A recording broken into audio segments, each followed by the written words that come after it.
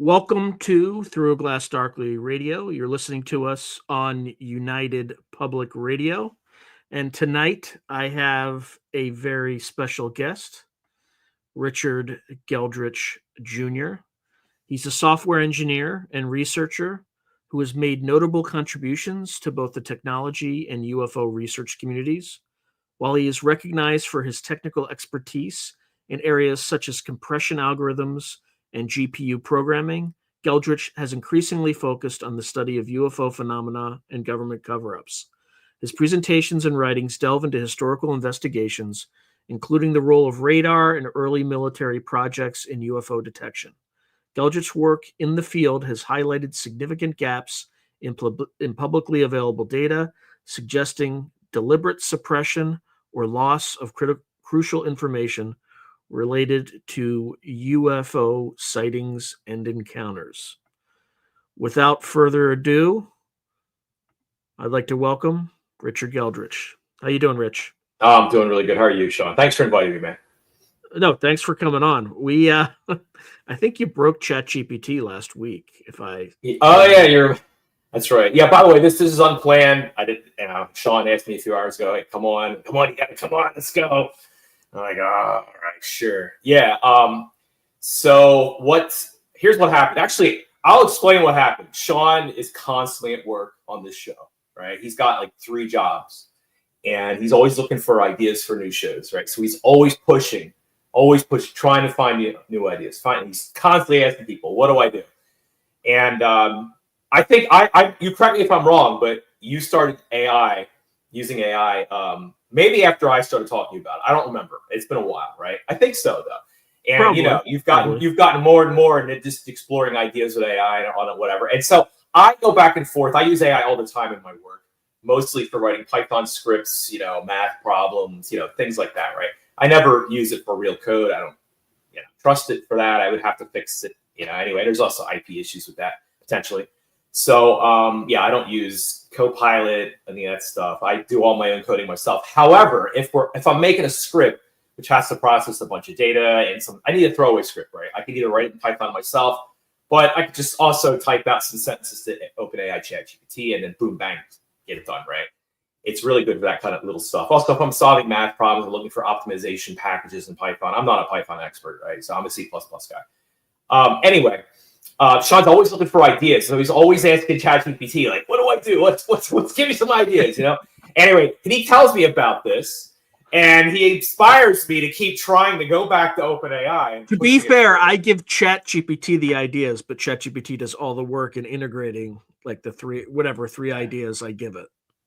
Yeah, and so last week I'm like, let's just try AI again because I've had a lot of success with OpenAI, with Claude, with Grok, on other things like translate this, like simple stuff, like translate some text. I have like 100,000 events I need to translate from French to English. It just knocks that out. It is not a big deal. Or I need to extract certain types of information from textual records or, that kind of stuff, right? That's all very vanilla. Or I need to translate a book. I translated UFO Glasnost, which came out right for the Soviet Union collapse. It was one of their key books, which they released in German, strangely, and I had to translate from German to English, which was actually I did it at a couple pages at a time, things like that. But anyway, I went back into I have it right next to me actually. I went back into AI and I just started 2 or 3 different threads with several models, and I've also been taking them and putting them in the Grok to get its analysis as well, right? And I am very familiar with AI. I know it freaking hallucinates. It can hallucinate all the time. Especially, it was much worse when it came out. It is better now for sure, but it's not perfect. You cannot ever trust it for anything like firm. You know what I mean? Like, no. But you have to trust and verify. Kind of like not trust and verify. You got to verify everything. So anyway, I just did a deep research pass on it. And I'm like, hey, I know there are cases in World War II history where the U.S. military had to cover things up for real. Like it's part of history. For example, Los Alamos leaked in 1944. It leaked into a newspaper article. I posted it on my X a few days ago. And I didn't know about this. I had no idea. They called Oppenheimer Mr. Big, right? And Mr. Big's down there running the show. And that leaked newspapers, and that sent U.S. military intelligence crazy, right? So it found stuff like that, and it just kept going on and on and on. It found this, it found that. And, I posted some of those things, actually. And I found newspaper articles associated with them, so I know it's not hallucinating. By the way, this is 4.5 deep research. Hey, Mac, how you doing? And so I'm like, okay, well, it gave me all these cases, right? And some of them I knew about, and many I didn't. And I verified the key ones. And I'm like, okay, well, Los Alamos leaked. Isn't that interesting? Because that was the deepest, darkest secret, right, of World War II, Manhattan Project. That leaked. Actually, the atomic bombs, and I posted this next to the fact that that was potentially possible. That leaked as well, and it highlighted that as well. And I found my own newspaper articles backing that up across the world that atomic bomb work did leak during the Manhattan Project. In some way or another, rumors leaked, right? Some of them might have been strategic leaks by the U.S. military. Who knows? I don't know. But we're finding stuff. So anyway, I then asked it to pivot, and with deep research again, same threads in the context, the World War II military censorship. I asked it about post-World War II censorship, and I found a case, and this is true too, where the U.S. military and intelligence had to step in 1950 and start, and there was a leak of key H-bomb information, and it was written by scientists, and they had to just clamp down on it. I mean, this is like beginning of the Cold War, right? And you can't have Soviets or somebody else reading this sensitive information, so they actually sent AEC or whatever, representatives, and they destroyed the printing press. They destroyed anything that was printed. They clamped down on that. And that was 1950. Now we could go on and on and on and on about this. So what's important about this though, before Roswell and after Roswell, we can indicate historical cases of censorship from the U.S. military intelligence establishment, right? I mean, it's just the way history works. I'm sure the Soviets had to do the same thing in their own crazy way, right? So anyway, then I pivoted. I'm like, okay, now what I'd like you to do, deep research again, and I've posted this stuff. Just go find me cases of UAP military censorship. Now, not claims of military censorship necessarily. Actual. Like we all know, Blue Book was an official program that ran for years. Project Sign predecessors, Project Sign, Project Grudge. There are well-known cases where records got lost, right? Or sensitive things happen. Military, air bases were overflown. They wanted to hush that up. Or key figures. I think it was Kehoe who talked on TV in the late 50s, and they turned off his microphone when he started talking about the UFO. Or I think they would have called it the UFO cover-up or UFO back then, not saucers in late 50s. Right. But some would still use the word saucer, right? But anyway, so I basically asked, hey, find me some cases where people claimed or actual UFO censorship. Boom. Massive. The thread gets massive. I'm like, what the hell? That's really interesting. You found that deep research. That's great. Yeah. And by the way, you can say it's hallucinating, but every single case has URL links. Every single one is linkable. Click, click, click, and you can research it yourself, and you can clearly see. Hold on a second. Those UFO people, they're an underdog, but they have something. They have a case that can be made. So anyway. Then I just continued just telling, okay, here's what they just did to Chris Mellon. He's a well-known figure who wants more transparency, but he's a very balanced, in my opinion, he's a very balanced man, right? He's not a believer. He's sometimes, in my opinion, a little too reserved. He's a very reserved man, right? But he is saying he's very narrative focused. Yeah. But he's a balanced man. He's not going out there and saying, they're picking up cows and, he's not coming out like that. He's very hedges his words very well. Yet the mob, the Wikipedia mob, still attacks this man and deletes his account. So I put that in as an incident. We have an incident here. Boom, he's deleted. Malmgren is not. I don't think he's deleted, but they hacked his. They messed with his profile and they were going to delete it. I think they either deleted it or they were going to delete it, but now it's back up. But they basically gelded him completely of all the stuff that he did. There are zealots coming on to X and doxing this deceased gentleman who's, from what I understand, an American patriot, really, an old-fashioned American patriot who possibly saved us from World War III. I'm not an expert. He saved us from Curtis LeMay, who I know others are saying he had a deeper impact, right? So I don't know. I'm not an expert on Malmgren, right? I'm not, but I'm just saying, putting out there. Others are saying this man was a key American figure at the right. He's a presidential advisor over multiple administrations, and the mob is coming out and doxing this man, claiming he had bankruptcies. And I'm like, wait a second. I looked at the bankruptcies. By the way, this posted this. They're like posting this on threads. I know this is the wiki crowd, and they're coming. They're fighting us on our, well, I call it our platform, but they have their little platform, which is a cult in my opinion. The cult of truth. The cult of truth. And they send their boys on the X, right? Wait, now you're in our domain. Okay, let's see what you got. And I look at it, as soon as I see it, I'm like, this is medical debt. It's clearly medical debt. I didn't even know it was medical debt. Actually, it was. He had cancer. He had to take medical bankruptcy. Yeah, right. The poor guy had cancer. Here's an American presidential advisor who possibly saved us from World War III, right?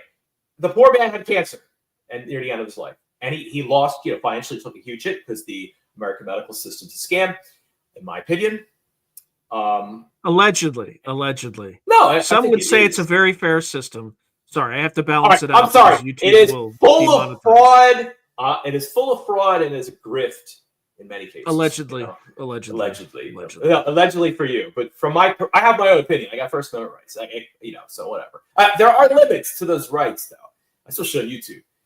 So anyway, the mob is sending people on X, trying to dox and harass support people, just pointing out that deleting these accounts is purging. It's like, I read out of 1984. They're not even canceling folks that come out and high level figures, credible figures, and saying, it's like Stalin erasing people from official government photos. Yeah, right? There's a dude, that's the Stalin, and then boom, it's gone. That's Malmgren, that's Mellon. Mellon's gone, by the way. That's I checked. Anyway, I doubt they're going to restore his profile, which is fine, because here's the deal. There's an ex-user pointed out that's fine. The internet routes around interference, right? It routes around lack of information. So when AI goes and searches, like somebody asks who's Chris Mellon, it isn't going to find Wikipedia's little entry. It's gone. Now it's going to go to some other proper encyclopedia that's not ran by the mob. Literally, it's amazing how quickly. It's amazing how quickly all that Wikipedia stuff happened in proximity from a time to perspective. The letter. Yeah, the White House sent the letter. And the Malmgren interview, right? Yeah, I know. There's an alternate theory. There is an alternative theory scenario too. We did an analysis on this. We're trying to figure out the timing of this. First, Malmgren, unfortunately, it's definitely number two. And he passes away, and then within hours, they're trying to delete his accounts. Well, it's not even passes away. He passed away on February 13th. This happened immediately after the video was published. The interview. Yes, but that was his last interview, right? A major interview. In my mind, but there's that's how it happened. But then the Pope passes away, which might have nothing to do with it, right? Might not have anything to do with it, but it's great turning. It's kind of Anyway, so strange. Here's the deal. What we've been trying to figure out is we know that also Ramirez poked his head up again. John Ramirez. Yeah. Mellon did an interview. Sean, we have to tell the audience. Chris Cuomo's page. Yeah, that's right. Mellon comes out, he gets the interview. But listen, we have to tell the audience what we've done here is we're trying to use AI to just make predictions and compare hypotheses. That's all. And sometimes sometimes I plug shit in and I'm like, nah, I can't buy that. But it's interesting. It'll give you what it's really useful for is making you think. It's good to make metaphors sometimes, right? It's just an idea generator. Sometimes hallucinations actually are randomness in the act can be very useful. Mm-hmm. As long as you realize it's a tool, it's with a sharp knife. And if you're screwing around in there, it could cut you, metaphorically speaking. You got to be really careful. It's like any tool, though, right? You can sit there, you sawing wood, building a house. You can cut your hand off, your fingers off too. You mess up, so you have to be careful. The good news is it's getting better and better. But I don't know if we should talk, Sean. Should we talk about the theories of? The deal is this: Wikipedia is. Here's my opinion. It is a centralized data repository, so it's a juicy target by many players, both perhaps good and perhaps chaotic, neutral, and not so good. Many players are going to be attracted, and it has anonymity, right? You can go in there, you're an Iranian, and you're just angry up the Trump thing, right? You're just angry that Trump's always talking about you. So you can go on Wikipedia and you can start raising hell, for example. I'm just making an example. I'm not picking on Iran specifically. I have nothing against Iran, but you could be in China and you could be mad that the rebel province is not part of China. So you could go into Wikipedia, you could build an account up, you could rise the ranks in Wikipedia, And now you can corrupt Wikipedia. Anything American, you could go, no, we're going to get rid of that. We're going to downvote that. Thumbs down, Roman style. The man gets executed. The axe comes down. And the letter, if you read that, there's a recent letter sent by the White House to Wikipedia, actually the foundation that runs it, I think. And it's saying, hey, there's some problems here. What's going on? And it lists like boom, boom, boom, boom. It lists like all of the issues. Now, it turns out the board members of Wikipedia, or the foundation that runs it, are all foreign from Americans' perspective, right? So I smell problems here personally. I smell many problems, and I just, I'm not part of some. Do you have details? Here, right? Do you have any details of who specifically is on the board? I haven't researched it that deeply. It's just like hot off the press. It's just like 48, 72 hours ago. But the deal with this is we've mixed up rumors for many years that, there's some strange things going on in Wikipedia. And over the years, there's a strange activity in terms of, for sure, UAP. It is not an unbiased source. I don't even use it as a researcher at this point. I route around it. I go anywhere else for information. The mob, unfortunately, cannot be trusted in there. And it also impacts computer science algorithms, too. I've tried implementing comp sci algorithm programmer. I tried. And by the way, I've been programming since 1986, so I know a little bit of what I'm doing. And I have a lot of I got the answer for you via ChatGPT. All right, so the current board members in their countries. So there's 12, okay? There's Natalia Timkiv from Ukraine. There's Lorenzo Losa from Italy. There's Kathy Collins, who's the vice chair. The chair is from Ukraine. Who's the vice chair? Kathy Collins is from the United States. Shani Evanstein Sigalov is from Israel. Ezra Al Shafai is from Bahrain.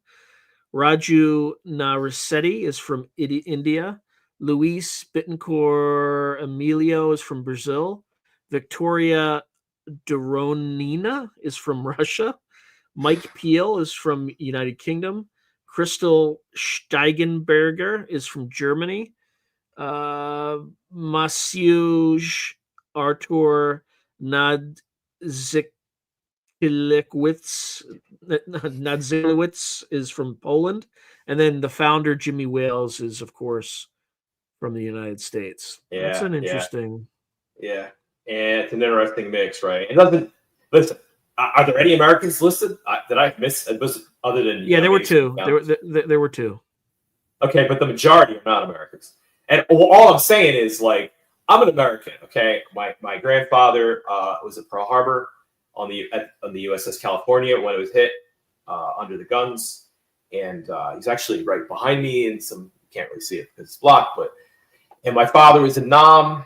He's in the U.S. military, U.S. Army for years, and New Jersey National Guard. And I'm going to tell you right now, I don't trust them. I'm sorry. I just don't trust Wikipedia. I don't trust it at all, period. There's something wrong with this. To me, it smells something's wrong. And at the minimum, the mob, it actually acts like a mob, and it actually acts like a cult in many ways, too. Because you go into here's the deal.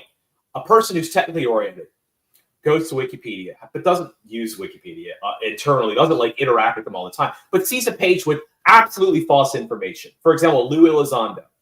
His birthday, right? Yeah, or his birth location. Where he's born. Yeah, totally neutral, factual, provable, verifiable information, right? They won't fix that, because he's Lou Elizondo when he talks about UAP, things like that.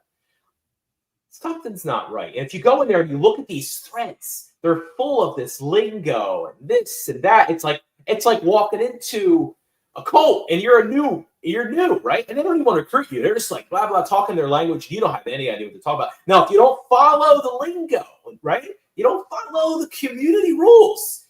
Boom, you're gone. You're screwed. Nothing's happening. So, and by the way, here's the other part of Wikipedia. You could be a cabal of individuals. What I mean by cabal is an organized group of people, perhaps funded, perhaps not, that has a bias of some sort, a message to spread or suppress or whatever, right? An angle, a grift, a graft, whatever. You could go behind the scenes. You got two chats active. You got the Wikipedia chat and you got your private chat, and you got your boys all arranged to go into Wikipedia and manage the operation. And that's it. It's over. It's over. It's an infiltrated, compromised platform. It's done.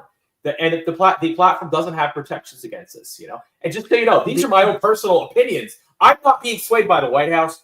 I'm not, a freaking, shill for the Trump White House or anything like that. These are my own personal opinions because I've been researching a topic which is kind of an underdog topic for years now, and it's really fascinating. And here's the deal: I have not seen what I believe verifiable UAP. I've seen a triangle one time, but it was near an air base in New Jersey. I cannot be certain that it didn't have the 5 observables, so it didn't have like instantaneous acceleration, things like that. It was probably ours, right? Probably some landing secret craft or something. But I don't know. I don't think it was UAP. So I haven't seen anything, right? But however, I'm telling you, as a programmer who has worked on big projects, big commercial projects for years, I've been through. We're going to talk about this. We have 2 freaking hours. We're going to talk about the work we've been doing here. Collecting all of the data that we can find. Rich can't even stop talking. He was worried about how are we going to fill 2 hours? What are we going to talk about? But keep going. Yeah. Just behind the scenes of this man's operation, he has advisors, unofficial, de facto, not de jure advisors, and just off the books, right? Off the books. I'm one of those advisors. I give him advice all the time. He doesn't listen to it most of the time, probably, or much of the time. Like I'm trying to help him get his marketing. How many times did he tell you to like and subscribe? None. Like 0. and subscribe. Nothing. The guy's not. He's on the wheel. And Conan the Barbarian near the beginning, right? They raid the village. They take Conan. They put him on the wheel for decades. That's Sean. It is. He's on the wheel right now. He doesn't remember half the stuff that's on his own show. I feed him show transcripts into AI. I save it as training material. I go to Sean. I'm like, Sean, you realize this man on your show said this? And he's like, Rich, it's all a blur. I don't know. What? What was this? I have no idea what you're talking about. I'm busy. I'm at work. I don't know. So yeah, the man's on the wheel. So please like and subscribe. Give him a view. This man works for every view, every subscriber. Right. He does. He watches the data. He's like, Rich, I have lost 1 subscriber. He panics. It takes 17 hours of viewing to earn poor 1 subscriber. This poor man. Listen, in one show, I'm going to be a little. I'm not going to go on anything you're going to get censored for. Relax, Sean. But I watch a lot of YouTube, right? Because I just program and any shit going in the background. So this is a wide range of shows, all kinds of stuff, right? And all kinds of content. They in one episode will get more subscribers than this man will get in like a month. And I'm like, dude, what's going on? We need to start turfing your show here, man. You need to do. I'm starting to use AI to help him out. I kind of lost my way. I was telling you about Wikipedia, my opinion on Wikipedia. That's right. And I'm not going to shut up because here's the problem with Wikipedia. AI is being used, and like many people, I can't believe the numbers I'm seeing. How many people use OpenAI? It's a lot. If it's like 500 million people, like what? Really? Anyway, already? Yeah, I saw that on X earlier. So the deal is, if you type in who is Chris Mellon or who is this or who is that, that's up 3 days ago, it would reference Wikipedia. We have a freaking problem here. It's using Wikipedia as a primary reference. But Wikipedia is not reality. That's the truth mob. That's the cult of truth. No, I don't want the mob's opinions. I don't give a rat's patooey about what the mob thinks. I don't freaking care. I really don't. It's just that's how it works. So yeah, I have a 1988 encyclopedia, right? I have several. They're worth nothing now. You can get them on eBay for peanuts. I was this a World Book encyclopedia. As a child, we couldn't afford it. I remember as a child, I was growing up in the olden days. Now the 80s and 90s, like an encyclopedia was out of our reach.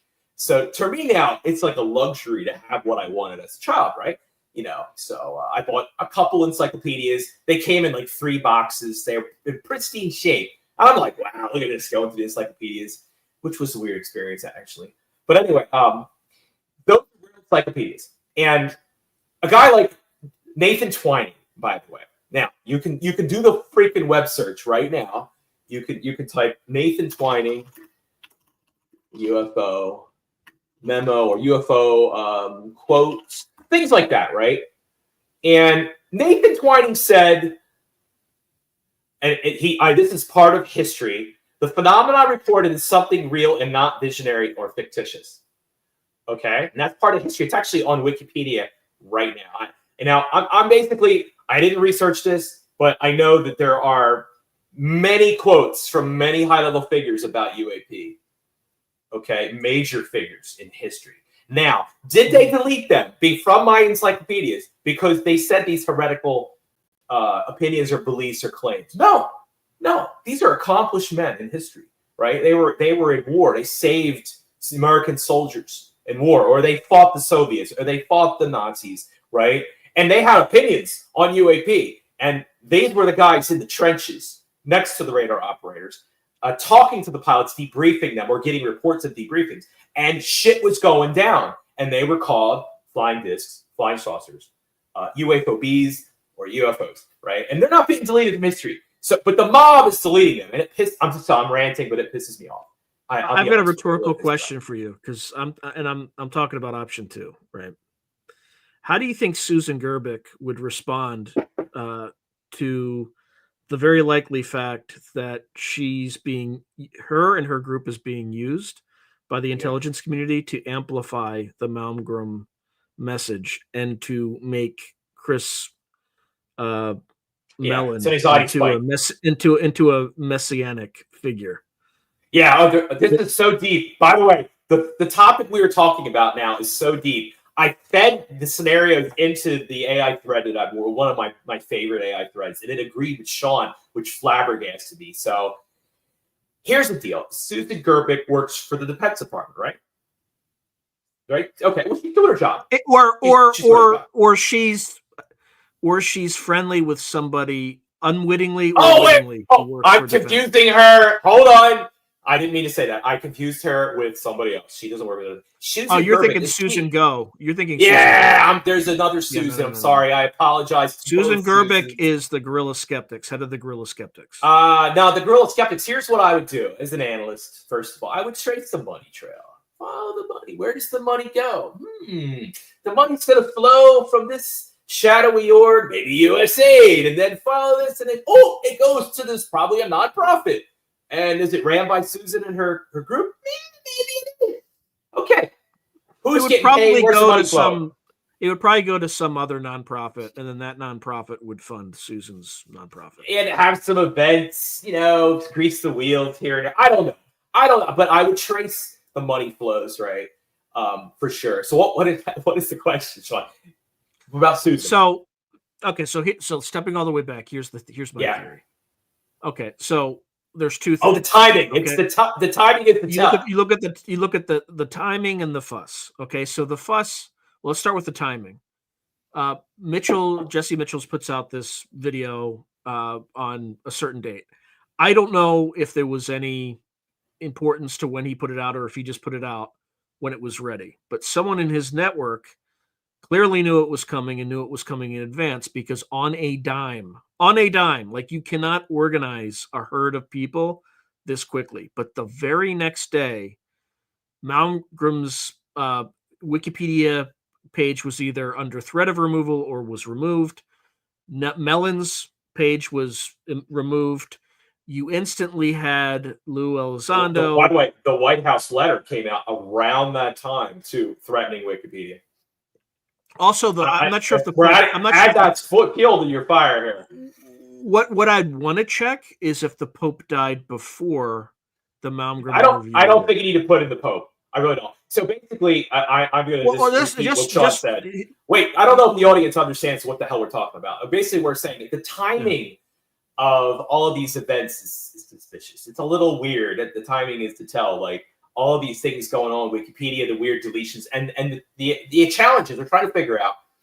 Was Mellon's page and Malmgren's page either purged or almost purged or defaced? Is this like emergent behavior from the mob the mob of truth, right? Or is this a scheme by some pro-disclosure faction to make a messiah out of Mellon? I think I've summarized, right, more or less the scenario. Yeah, but messiah, I use that language too, but it's kind of strong. Yeah.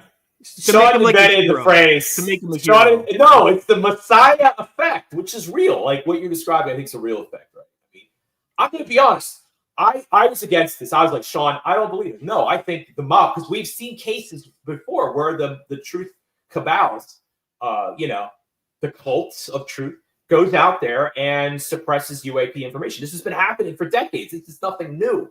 Nothing new is happening here at all, right? But the timing is suspicious. With the boys back, I call the intelligence people the boys a lot, right? With the boys back in the back room, pull some strings to have some, shadowy characters on Wikipedia, because all of them are shadowy, by the way. They all could be anonymous. Well, they learned from the drone debacle. Like, that was an absolute display of utter incompetence. And I think that they learned that the fuss, that they need to kind of they need like a hero. It's professional wrestling writ large in the national security. I'm using kayfabe. But not a lot of people understand what kayfabe is. I'm going to throw this out there. Listen, I think it's Fortean analog. I don't think we can prove or disprove your hypothesis here. I think you're right. And possibly wrong. It's fuzzy. Yeah, because you amplify. Because all the fuss amplifies the Malmgren interview. Yeah, right? Just so you know, gets out the information. Yeah. The video comes out, and then boom, they suppress the page, and the timing just helps amplify. Yeah, but the timing helps amplify it. However, the timing is also the tell that it's not organic, right? It's very. Listen, this is a war. Right. This is an information war out here in many ways, right? I'm not. It is and it isn't. It's like Hulk Hogan versus the Iron Sheik, right? It is and it isn't. You're right, but at the end of the day, hero and there's the heel, right? There's Travis Taylor, there's the hero, and then there's what's his name? Sean Kirkpatrick is the heel, right? Yeah, both on the same side. He is the heel, all on the same side. Yeah. At the end of the day, and I've said this on my ex. Everything you're saying, I said on my ex. There's one party. However, there are factions, but if the party's threatened, they will group together and defend each other, no matter what faction they are on, right? Pro-disclosure, chaotic neutral, anti-disclosure, whatever, right? It's a show. There's three types of disclosure, three main categories. I personally worked with AI. I like this. Where did you get this, by the way? Because I like these things. But go ahead. Explain it. Okay. I will tell you where I got each one. Now everybody knows about catastrophic disclosure, right? We've heard this in X. We've heard of this whole foundation when they had. But define it. Define control. Catastrophic, and then the third one. All right. Different types of disclosure. First, we have catastrophic. That's where all the people in the programs they're completely satisfied with the status quo. The intel guys are dissatisfied that their men are dying or women are dying out there. They're getting zapped in some weird way by Havana syndrome. The aviators are out there flying. UAP gets nearby. They get hurt. They might die, right? People are dying out there for sure. They said this. This is official. So catastrophic is they're like, we're totally dissatisfied. The higher ups are not telling the truth to the American public. This is unconstitutional. Screw this. 30 of them, 20 of them, 100 of them go to Congress. They go to the public. They do the drops. The video drops. The audio drops. The tape drops. Boom. It's a bomb, basically, an information bomb, right? And you got multiple. Imagine 10 grushes, 30 grushes, 50 grushes, right? It's something they cannot control. Okay. Well, so that's catastrophic. Grush is not. Grush is not really a whistleblower. He's got a doctor or whatever. We're talking about people who. Yes, we're getting to this. Hold on, we're getting to this. We're getting this. Yes. So now we have what? Now this was first told me by a scientist who's close to another famous scientist at a convention. It's called controlled disclosure. So what does the establishment do when they know they have a volatile situation? They have a lot of people out there with national security oaths. And by the way, I would like to say say hi to my fans and Eglin fans and fans in Australia. I know you're listening. That's fine, guys. Good job. It's fine. Listen away. Here's the deal. The guys on the inside who run these ops, who run this whole situation, the programs, right? They don't want this. They got to control it. They got to bottle this up. So what do? It's called a limited hangout. It's called a modified limited hangout. Now, people on X, many groups on X, there are, cliques on X, right? Have identified this in their own way. They have different ways of describing it. I describe it as an MLH, modified limited hangout. So what a limited hangout is intelligence is like, oh shit, our ops screwed. We need to get ahead of the narrative, whack the dog a bit. I mean, I think whack dog's sort of in the same space. We need to get ahead of the narrative, and basically, if our op is screwed and our situation with the things we're running are screwed, we're going to go and reveal them ourselves so we can control the narrative and get ahead of it. Well, we're only going to reveal the iceberg. we're only going to reveal the iceberg, and it's going Yeah. to be packaged in another whole, like another Russian, a Russian doll, right? The boys are controlling it. Good old Mockingbird for version 2.0 continues, right? And so they're gonna have a big party after the great reveal. You know what I mean? Like, hey, here we're doing. Hey, cover up live. We're covering disclosure right now, but it's controlled. There will be certain narratives which are permitted by Napster, and other narratives which are pitched. Suppressed. You might get fleed. It's one of your phrases. By the way, you're not going to say this. You're not going to say this. I'm just going to list the things. Okay. If you talk about abductions, you talk about mutilations, particularly human mutilations, and I got a new one to add to the list. If you talk anything about the Department of Energy and its relationship with all this stuff, there might be other stuff, but I can't think of. That's crossing. Those topics are red lines. If you cross those topics, I have been told they get very unhappy with you. Very unhappy, and they can use progressively greater means of feedback to he got hey, look at that, he got a call. I'm so kidding. I'm gonna put you on, you keep talking. I'm gonna talk to I'll be right back. What? Okay, no problem. Anyway, there is a third type. John, can you hear me? John, anyway, there is a third type. I want to see Dr. Brandenburg. Anyway, the third type is something I wasn't aware of until I had it pop up in an AI thread, and that was runaway disclosure. That's really interesting, and it can interact with catastrophic disclosure. So what runaway is, it's a little different. It's an emergent property of the system, and it's where many individuals get a bunch of information about the history of the UAP cover-up and the phenomena. They swap notes. They start talking about the scenes. They're like, wait a second, what's going on? And then they start doing more and more research. They start finding things in archives, the newly digitized newspaper clippings, the FOIAs that have come out and get scanned. Boom. They keep really publishing it. And as they do this, it's interesting. It grows geometrically. More and more and more people start talking. Ex-intelligence people start talking. Ex-military people start talking about what's going on. And it just spreads exponentially. It gets stronger and stronger and stronger. And that can encourage a form of catastrophic disclosure, and runaway disclosure can interact with each other, and they can feed each other too. So it's extremely from the majestic.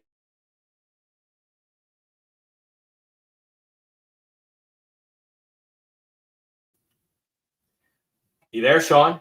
Am I online? Anyway, yeah, you're online. Can you hear me? It went down for me. Yeah, I hear you. You hear me? Yeah. What's going on, dude? Are we all right over there? Did you get dinged? Wait, what do you mean? Dinged. It's a phrase. Did you get dinged? I'm on the East Coast. You don't need to know these phrases. Did the big man call and say, "Hey, Sean, you gotta calm the situation down. Your show's getting out of control." No. When you said did I get dinged, I thought the stream went down. I'm like, look, what's going on? No, I went down for me. Yeah. What do you mean it went down? For about 15 seconds, I lost. I had no signal for you, but my internet's fine. All right. Anyway, listen. If I was running the UAP situation, if I was in the innermost elite group, right, I'd be like, we cannot have this. We cannot have catastrophic. We definitely can't have runaway disclosure.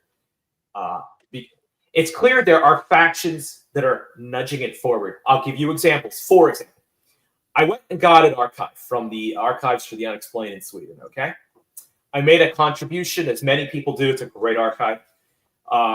And they gave me a copy of the BSRA archive. That's the BSRF, Borderland Scientist Research Association. By the way, where did I miss? Yeah, well, I covered the three types of. By the way, he's going to come for like 10 minutes. His voice. That's great. By the way, Dr. John Brandenburg. This is Dr. John Brandenburg. He's coming. This man, we have fed what he has said. We have fed this into AI. It's part of the training material that we'll talk in a bit about. But listen, I don't know. There's so much we can talk about, you know what I mean? But we were talking about the types of disclosure. But anyway, I wanted to make this point. Jim Stevivan is a great American. He found a key archive, the Borderlands archive. It's part of our history, American history, deep American history. And this group was deeply involved in UAP matters and research and other things, more exotic. in the 40s and 50s, specific and very particularly, but after that too. But by the way, 40s, did you covered all three of the yeah, things? I covered catastrophic and runaway. Yeah, I did. But I want to make a point. Cover runaway right. really quick again for me. Yeah. Runaway basically. All right, you're really moving me around here. Runaway is where the people themselves figure out that the gig is up, and they use the newly digitized archives. The information revolution catches up with UFOs, which it is right now. And, we use AI and we all start comparing notes. And then we get some ex-Intel people helping us out, ex-military helping out, ex-government helping out. And then now the interesting about runaway makes it different than catastrophic is it's not 100 guys or women or people. It's thousands, baby, up to. All live on X and other social media networks communicating about this. Releasing information, other people are encouraged to deeply research it. It spreads exponentially. It's called runaway. It cannot be controlled. You can try to shape it. Now, here's the thing: we are devilishly close to runaway, devilishly close. And my point with Jim Semivan is he went and he funded the digitization and the saving of a key archive. He's ex-CIA, extremely senior. He's been interviewed many times on various podcasts and whatnot. I don't think yours. Anyway. What's that? I don't think he's been on your show, but others. Anyway, Semivan saved the BSRA. No, I've tried. I've tried. So here's an ex-CIA guy saving a key archive, which then I gain access to. I'm not allowed to release it publicly. You got to go to Sweden to look at it, have any hope of accessing it. I then take it and use it as AI training material, and it's insanely credible information. It's pushing history forward. I've announced on X that Richard Dolan has access to it. He's a Cold War historian, right? How do you get access there? Well, amazingly through I didn't. You did. You interviewed Mr. Dolan, and Dolan starts talking about some things about BSR stuff, whatever, Gerald White, whatever, and you're like, hey, I got some information for you. And by the way, your leads led me to realize through your hints, I did some research, and I'm like, wait a second, Jim Semivan is ex-CIA. He saved this key archive. They could have deleted it any time. Here's the reality. Here's on my point, okay? The point is this. The CIA guys, they wanted it out. They could have, at any time, they can destroy archives. Frank Scully, who's famous in the olden days, Scully for UAP research. At any time, an accident could have happened, right? Oh, a cigarette could have dropped. Things happen, right? Lightning could strike. And then, boom, the entire archive and the tapes and the wire recordings are gone. But no. It's been there for decades, just sitting there in the American Heritage Center. And I happened to manage to find a proxy researcher, a professional to scan it. Dr. Brandenburg. Hey, Mr. Brandenburg. How you doing, Dr. Brandenburg? Hey. I kept bugging Sean. I'm like, you must bring Brandenburg. I'm sorry, I'm hoarse. Yeah, that's great. Listen, we're covering how AI, here's the deal. Get to the skinny of this, to get to the point. All right. We have 2 million documents. We have 2 million documents. Some of these documents are transcripts of your interviews. All right. And by the way, we got way more than that just your name. Okay. And you've been on radio and coast to coast and all these podcasts for years. Every word you have said has been recorded by somebody. Right. We got it. It's the trading material. Just so you know, the AI trading people are ruthless when it comes to the data. All right, we're out there. All right, this is a decentralized effort. And strangely enough, known that for a long time. Yeah, strangely enough, ex-CIA guys have been instrumental in funding some of these efforts. Just maybe they didn't realize what it was going to use for. But anyway, so we want to get your opinion. We're going to use not just what you've said, but we are going to use. We have access to every public UAP or UFO sighting chronology, data set, database, FOIAs, articles, newspapers. By the way, there are millions of hits, not thousands, not hundreds, millions. Extremely confident of that. Millions of hits for UAPs in newspapers. And every month we get between 5 to 10,000 in that range of newly scanned hits in newspapers. All of this is being created. We're creating a massive curated data set. 2 million documents, I'm told, is pretty decent for a subject like this, a specialized domain like this. So we want to get your opinion because you know the cover-up well. You've spoken about it, a few months ago during the mystery drone, fiasco. So what do you think of the situation? FAA approved flights of SUV-sized drones over nuclear power plants. I just Yeah, noticed that. yeah.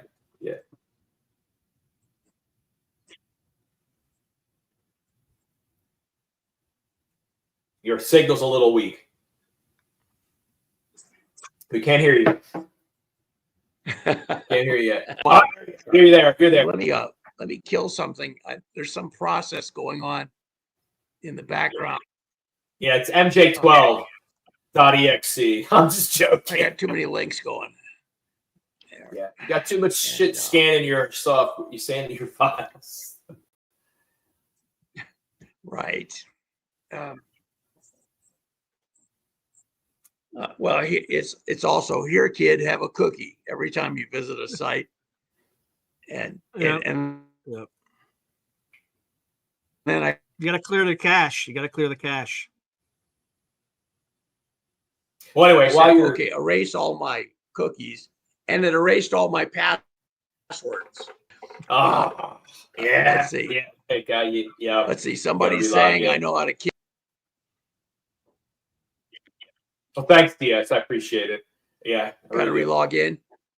Yeah. By the way, me coming out like this is not making me money. This is endangering my career. I mean, to be honest, Chris Mellon got deleted from Wikipedia, and look at that man's career, right?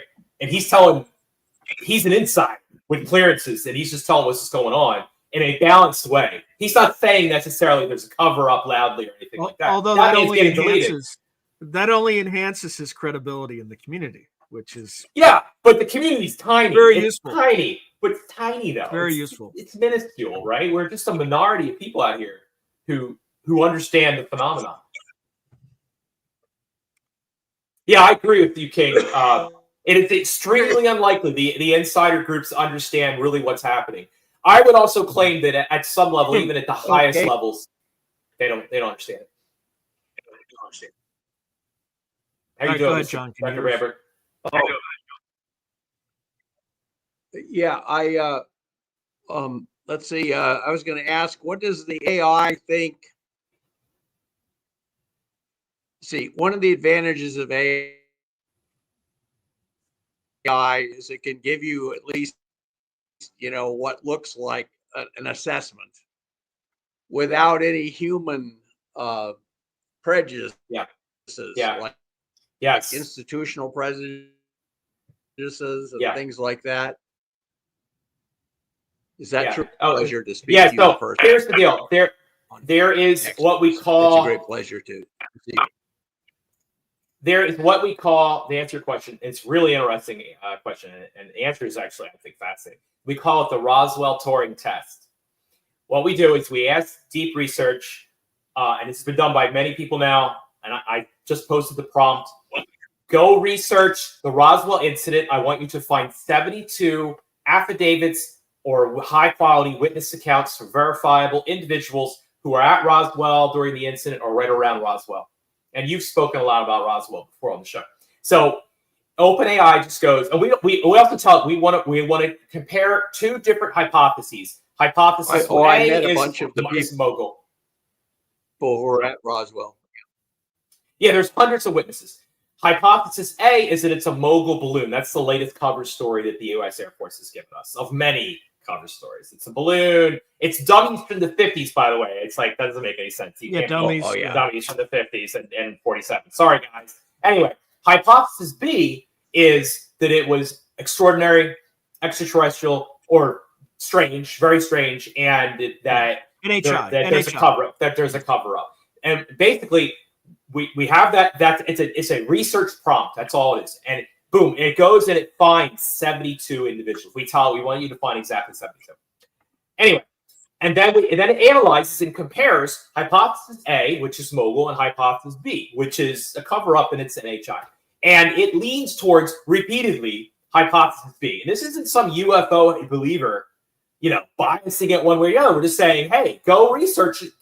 Here's what it says. And if you read its analysis, it's interesting. It says the skeptics are they are relieved that there is a rational, in their minds, explanation, right? However, the balance, the burden, of the number of witnesses is so high that only hypothesis B can satisfy it. And it leans towards hypothesis B, which is its NHI. And I posted the results of this. Anybody can run this with any AI. I would imagine if the AI is any good and passes the test. Yeah, so go ahead, Mr. Dr. Ramper. Did you hear me?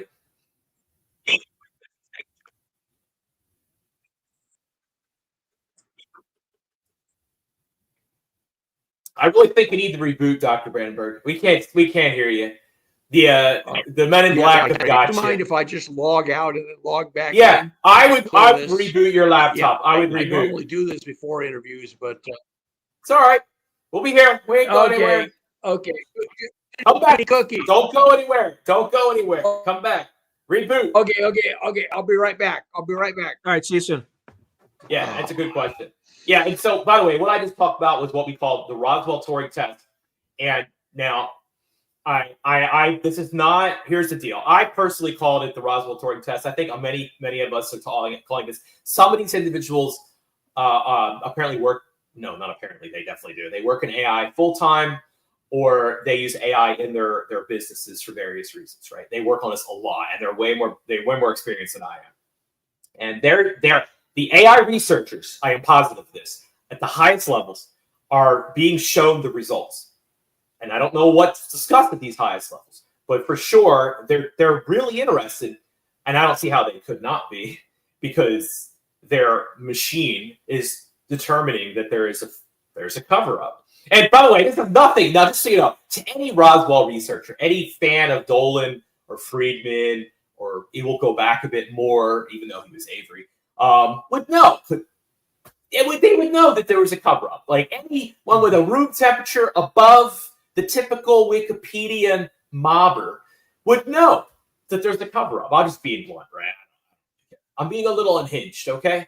I don't care. And you know what? I know they're going to cherry pick. I'm sure somebody's going to cherry pick something I say here. Put on X. Have fun. Have that. Nick West. Nick West. Yeah, Nick, by the way, Nick, just so you know, we're using deep research. We're using O3. By the way, the Roswell-Turing test is O3 deep research. The same AI you're using. By the way, it's not 3.0. It's O3. Anyway, we're using Grok. I've used Claude for this kind of research in the past for 40 in analysis. And Grok, I've used Claude. And I'm going to be honest, Claude is so censored. You're so hemmed in. It's like a concentration camp. It's like, no, it's of AI. You can't. How about, well, actually, I would ask this question, but there's context that I can't ask this question to you, so don't answer it. But I was going to ask you how Gemini is with this, but I think we know the answer. I've never used it. I don't know. I heard it's great. I don't know. I heard it's great. So I'm a big fan of all those products. Here's the deal. Any kind of AI which is trained on vast amounts of data is I'm a fan, right?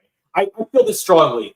If I was thinking about, like, we could release our training data set, but theoretically speaking, and I'm not an AI expert, but I believe they could take it and use it as like a negative training material. They could say, let's balance away the AI. We're going to tune the AI a little bit away from Roswell, away from Brandenburg, away from Ramirez and Semivan and Mellon and Elizondo and Grush. And can I just go on and on and on? By the way, I have whistleblowers on my Medium. I've researched going back to the 40s.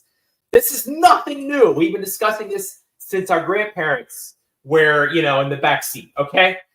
Like none of this is new. By the way, there are tapes, incredibly well-preserved tapes with go back to 1950. We recovered it. They're on YouTube. Okay, how am I coming through now? Better. You got a Walmart laptop over there. You need to upgrade though. You got a Walmart special. It Screw might better. Renewed. Screw better. I want it. Yeah, well, you know what? It was on sale at Walmart for $5. Hey, yeah, it works though. You're there. You're better for sure. Yeah, we were just talking. Okay. I don't know. We're talking about that's really not. That's a really nice use of AI, which I call in this act I call it machine learning.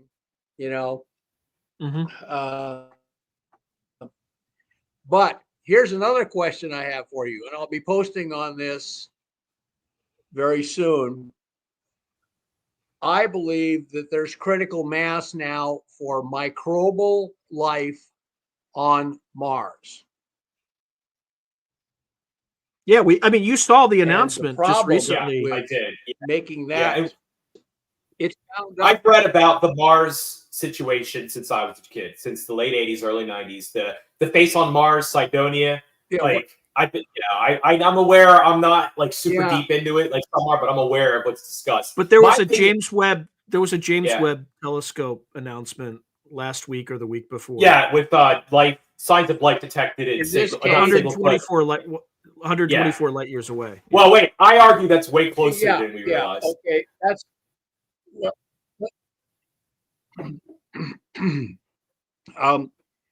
what I'm talking here is just taking all the life evidences on Mars. I believe we're at critical mass to make the announcement that there's microbial life on Mars. We don't need to enter into discussions of archaeology or anything like that. Just say, I mean, by the time you have variable oxygen levels and methane levels due to So I have a question for you, Dr. Brandberg, and that is, let's say we actually have known this since, say, the late 70s or 80s. Let's say U.S. Here's the deal. You can look at NASA's charter. You can look at NASA's charter, and anything classified, they gotta not talk about. It's part of the charter. We've covered this on X. So is it possible that NASA's actually known and had data that there is, and they've covered it up? So that has NASA covered it up, base. What is your opinion on this?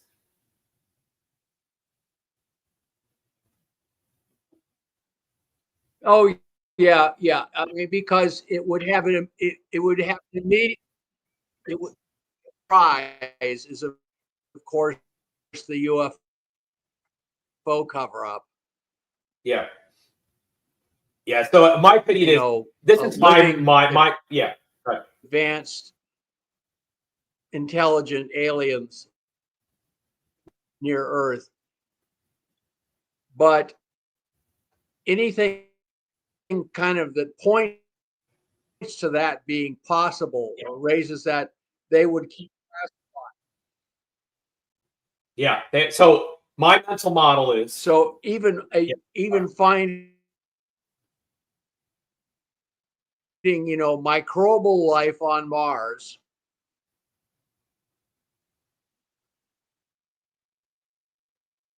Yeah, he's. I don't want to interrupt him, but your UFO laptop. Yeah, your laptop's still struggling. You're still struggling. You might have a bandwidth problem. I think it's more of a bandwidth problem. I think there's some kind of Wi-Fi issue or something. We're still having a hard time. Yeah, but let me put this out there. We back about 24 years ago. Greer had a bunch of people go to DC, and several people used to work for NASA, and I researched, a couple, whatever. I researched some of these individuals, and they said that NASA was covering up. I can't.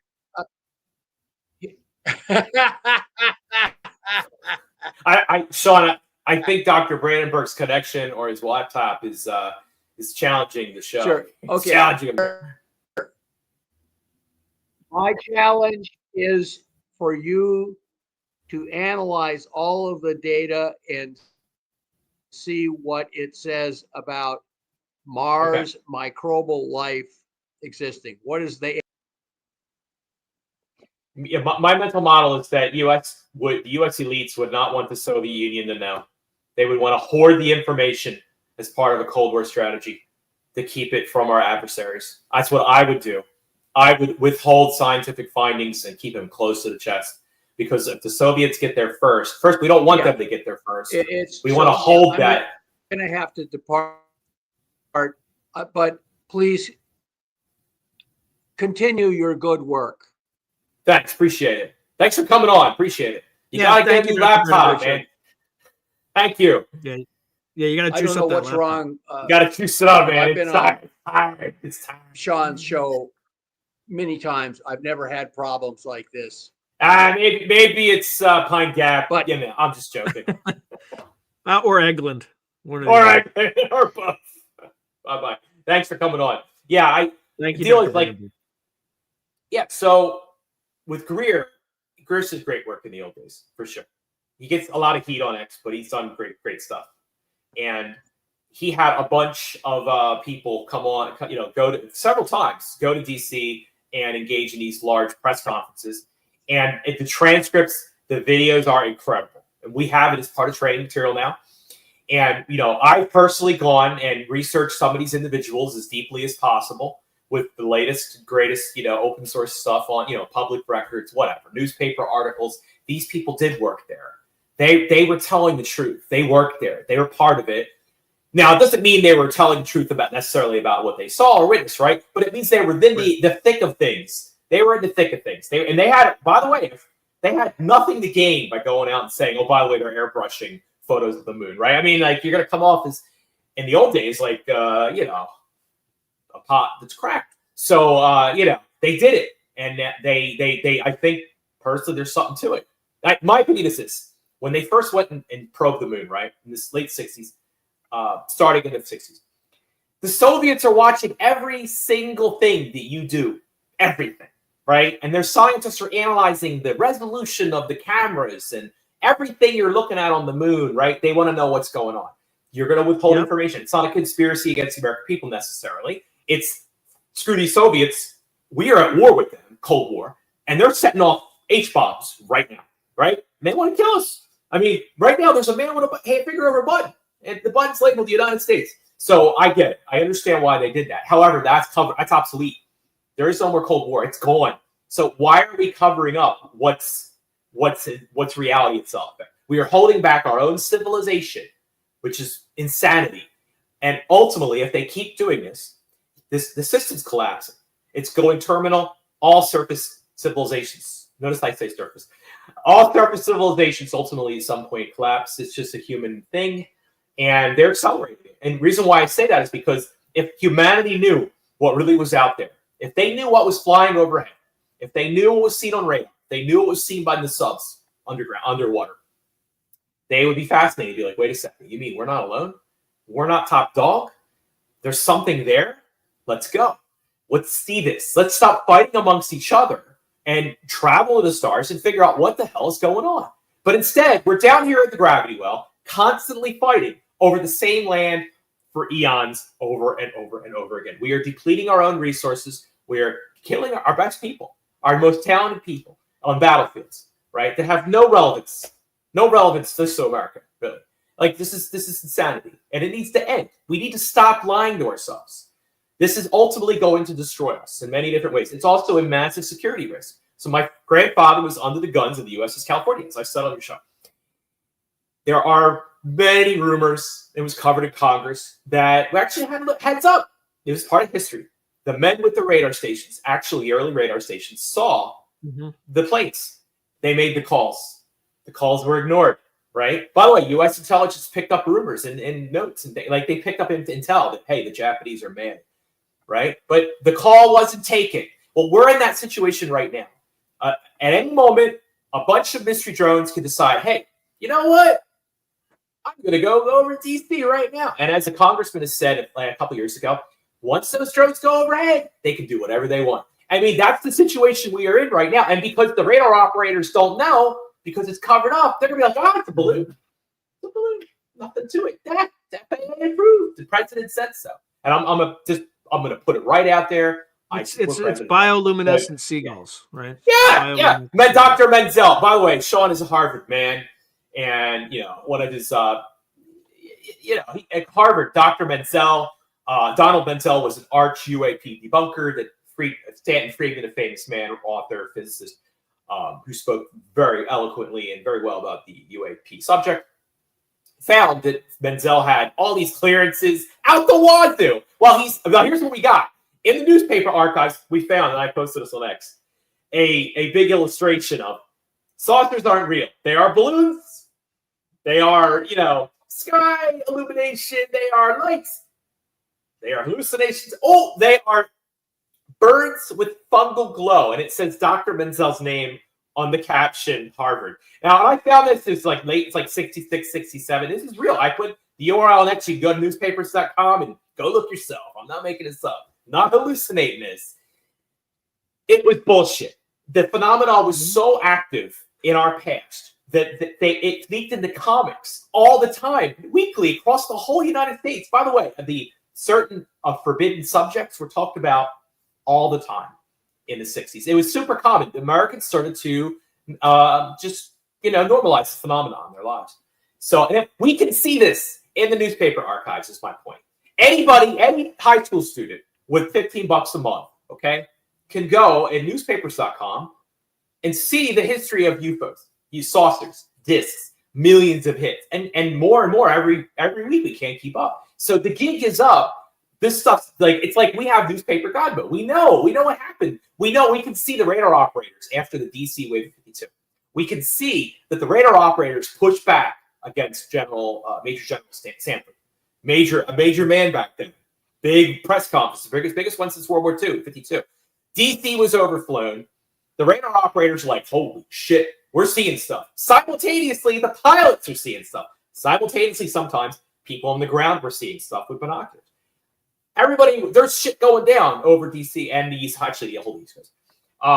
They try to cover it up as temperature inversions. The radar operators push back. They're like, no, this was not temperature inversions. Here's why. They were experts, and they listed it in newspapers all over the United States. Then it came out through CIA, which is the predecessor of our friends at the FAA who approved things. It came out in the CIA that actually, Frank Edwards, a famous author back then, who worked on the UFO cover-up, books and things like that, to expose it. He was a radio guy.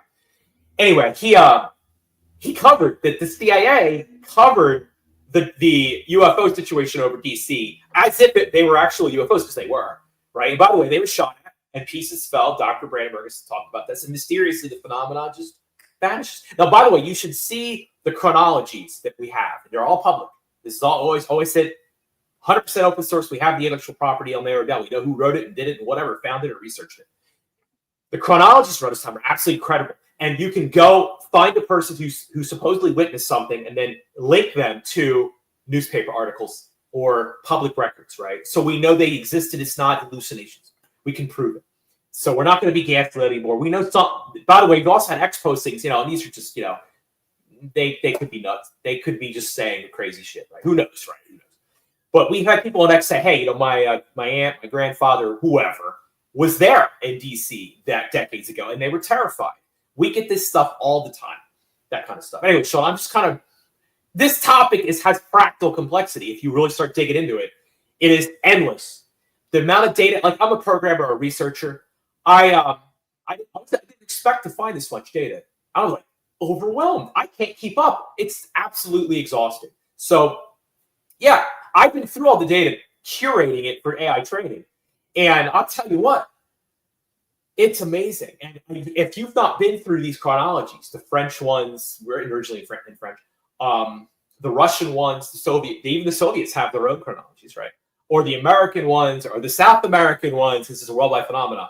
And red, holy shit, you just don't realize what the scale, the scope, the spectrum of encounter, eyewitness things, radar operators seeing stuff, things landing, leaving landing impressions, metals left behind. It's clear, in my opinion, the probability that all of them are hallucinating, all of them are lying, including the radar operators, the military men, the intelligence men. The probability that every single one of them is hallucinating this is zero. Zero. It's zero. It's impossible. No. All we need is one person, and then boom, game on. We're in. And I think the probability is gone zero that we have at least one person that's telling the truth and that they saw something anomalous. Anyway, Sean, it's your show. You got to run the show. First, you got to like and subscribe. If you haven't liked and subscribed yet, do it. You got to help this poor man out here. He's running 3 jobs. He's editing constantly. That's true. I was editing today, and I know. Working I didn't believe you. I'm like, there's no way this man is editing right now. but he was editing the show. Yeah, he's on the wheel, the Conan the Barbarian wheel, right? With the overseer, work, keep working. So like and subscribe, please. Spread the word. So here's an interesting theory. Okay, Sounds like angel hair. That last question from Jalea. Angel hair. Oh, really? Yeah. By the way, angel hair. I think that's what you're asking about. There are many newspaper articles referencing that topic. Maybe not by that exact name that we're finding. Everyone, by the way, everyone's clipped, saved, duplicated, backed up, OCR'd, grammar corrected in case there's any OCR issues, and stored for AI training. And that's what I think we should get to, Sean. It's really the bigger effort that's going on here, and it's not just me. I think we should talk about the bigger effort here. Well, I'm going to raise a somewhat of a non sequitur, but there's just something that we got 40 minutes. We got 40 minutes, right? Yeah. This will be quick. So there's a lot of anomalous activity is reported in areas of where there's negative magnetic anomalies, right? Yeah. Or call it weaker magnetic fields. A lot of them are on fault lines. That's why you see plasmoids on fault lines, etc. But since 1850 to today, according to ChatGPT, so it could be wrong, who knows? But the Earth's magnetic field has declined by about 10%. No, I think I've heard something like this. So if this thing about the phenomena is real, I think we should expect to see more anomalous activity as we go forward. The orbs, the Soviets, I'm going to be honest with you. The Soviet researchers from the 70s and 80s, I'm going to be honest, I actually trust them more than our own elites and our own scientists in many ways right now, because we're lied to constantly. Everything is a lie or a grift or a graft or a scam or a scheme. USAID, go look it up. By the way, I'm not going to mention certain things. I don't want you to get flagged, but yeah, anyway. Scully Scully is the old Frank Scully guy, you know what I mean, who's knighted by the Pope, got his archives, all his internal notes, this, that. He wrote about what you're talking about. He mentions it extensively. By the way, we have officially digitized through the university his tapes, and there are literally hours of him and the other guy he was interacting with, one of the main guys, talking about magnetic anomalies, magnetism, magnetic propulsion, magnetohydrodynamic propulsion, things like that. So in the late 40s and early 50s, they were wondering, how are UAPs, or saucers back then, propelled? And one of the theories was that there was an atomic reactor of some sort, or some very high energy light reactor on board that was interacting with the Earth's magnetic field, which would take insane field densities, like crazy insane to them. Not now, perhaps, but to them. And yeah, so there's one thing. The other thing is, I believe firmly that the phenomena is multi-layered and multifaceted. That's the only way you can explain the sheer variety of reports that we have, right? Some of it is probably plasma or plasmoid. And by the way, the Soviets wrote, I would say in UFO Glasnost is probably the top word, plasma, plasmoid, over and over and over again. And what would plasmoids potentially interact with is magnetic fields. It's electromagnetic phenomena, right? So electromagnetic, you can't separate them. They're actually a combined phenomena. I'm not a physicist, but I read. And anyway, yeah, I think there's something to it. Absolutely. There's some sort of potential relationship there, and it shouldn't be discarded, right? Yeah, what did Feynman say? I would rather have questions I cannot answer than answers I cannot question. That's Feynman. Okay, I'm quoting a Feynman here.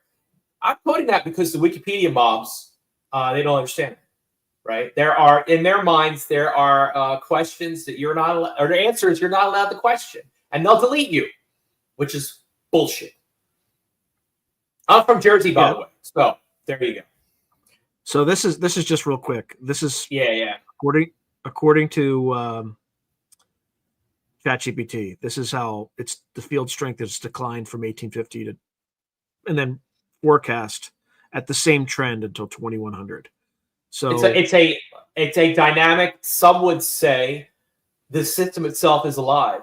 It's a dynamic living system interacting with the greater universe, right? It's interacting with the sun, the magnetic fields of the sun. There's the plasma cosmologist people who say that gravity is actually not the king here. It's plasma and it's electromagnetic.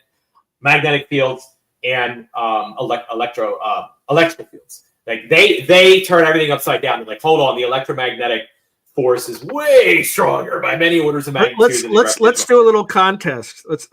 We can't bias it at all. Okay, it's not really a contest. Nobody wins anything. Spiritual ascension. See that? Look at that. Idiot. No, this is great. We're going to use this. So, guys, any YouTubers that have a following of over 50K are paid ops. Paid to feed info. Okay, let's reframe the question. In the just in the comments, okay? Which YouTube channels do you think are AstroTurf? Which means they're funded or influenced in some way, i.e., help from the algorithm. Can I throw one? I'm going to throw out one. Is that all right? Well, let's not bias it yet. Hold it, because I want to see what they come up with, and then at the end, as we're reading them, then you can go. Does that sound good? Yeah. All right, but it doesn't have to be over 50K. You could say me. You're not going to offend me. It's definitely not me because if it's you, they ain't paying you shit. You need to complain. Send your resume. But it's not even about paying. Like, do they get an edge? Do they get an extra access? Do they get you get a little recommendation? You get a recommendation. Like, does the YouTube algorithm help you out a little bit? Yeah, grease the algorithm a little bit. Right. Yeah, exactly. So direct or indirect help? Well, I can name one right now. It's obvious. I name one. I know. Well, not yet. Let's give them a chance.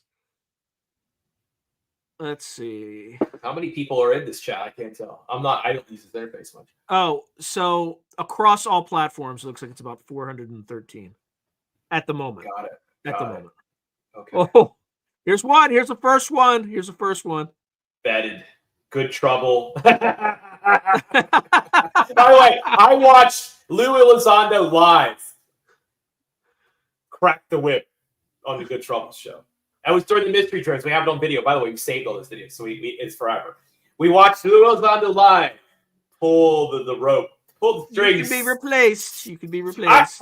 I'm not saying that Good Trouble show does great work. It does. I am pro disclosure. I want the information out there.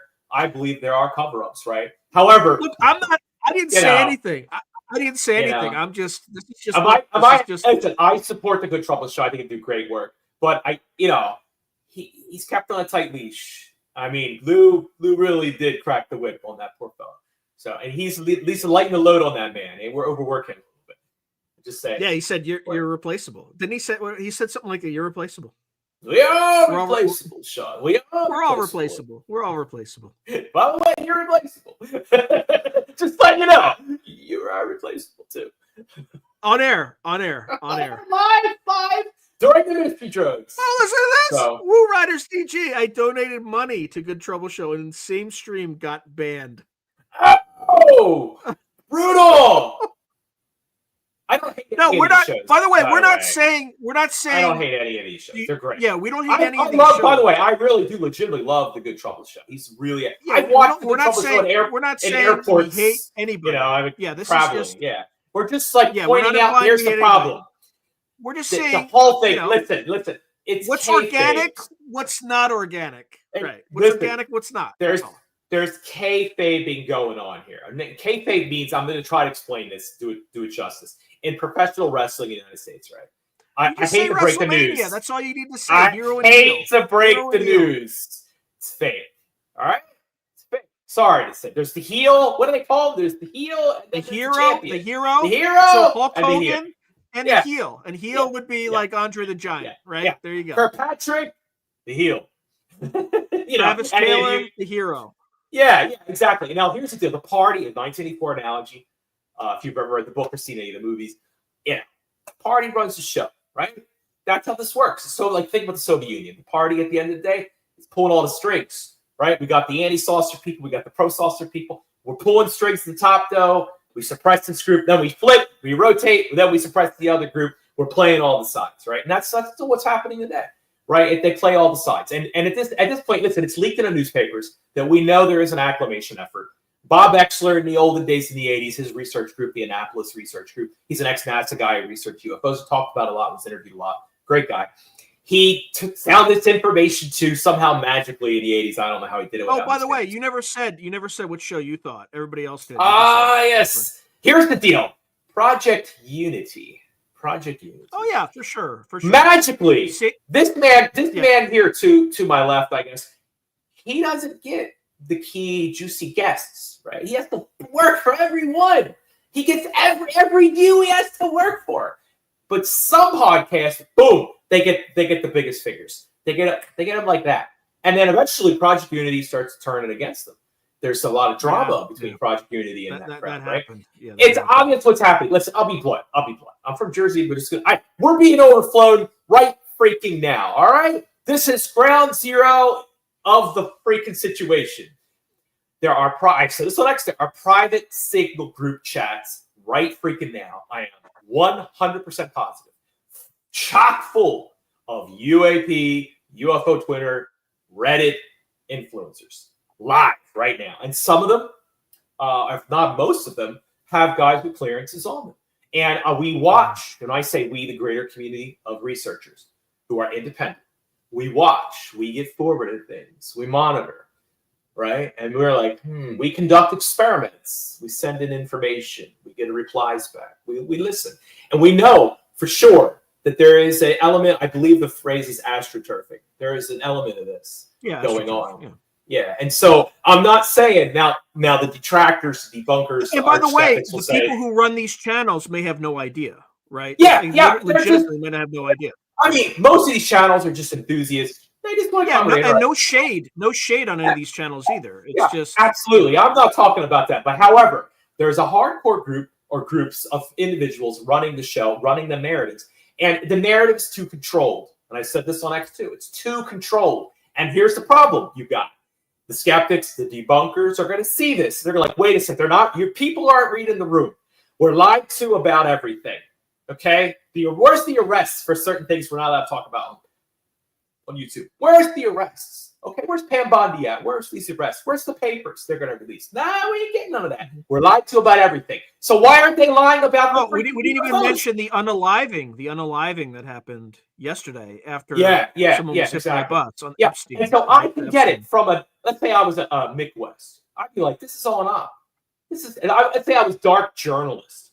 This is an op. From their perspectives, they would be actually kind of over the target because it smells like an op. It looks like an op. They mentioned the phrase buffer court. It walks like an op. It quacks like an op. It flies like an op. So come on. It's probably an op. It's probably an op, right? And now my argument is, guys, this has been going on forever. They pro-disclosure, like in 52, and DC's getting overflown for a few weeks there. They were like, guys, we're getting overflown. Shit's hitting the freaking fan here. And then they're like, oh, we got to back off, but now we're anti-disclosure. No, it's temperature inversions. Oh, shit! Our places are being overflowed. Oh, no, it's FAA approved. Come on. They go back and forth all the time. My opinion is that, yes, it is an operation. It is acclimation. Here's the deal. It's part of a greater effort to acclimate humanity to something else that's interacting with us at many different levels. And they have to do it because, as John Ramirez says, XCA, 15, 25 years. If they don't get us ready, and there's another really big 1947 wave, which, by the way, I'm one of the few people probably now on Earth that knows how big that wave was. It was big. If we're not ready, if people don't know that, something like that can happen again, if they're not, all hell can break loose. You saw the mystery drones. Multiply that by 20.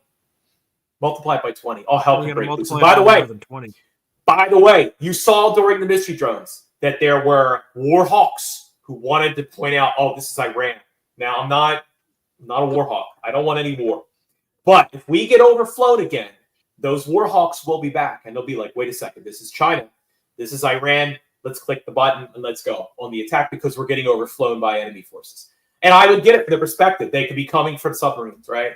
Enemy submarine pops up, East Coast, West Coast, Gulf of America, and starts launching drones. What do you do as a war hawk? Because you don't know about the phenomena. You don't know about reality. You're in a bubble. You're in a reality bubble. It's extremely dangerous, the situation we are in right now. We are in extreme danger because of this cover-up. It has to end.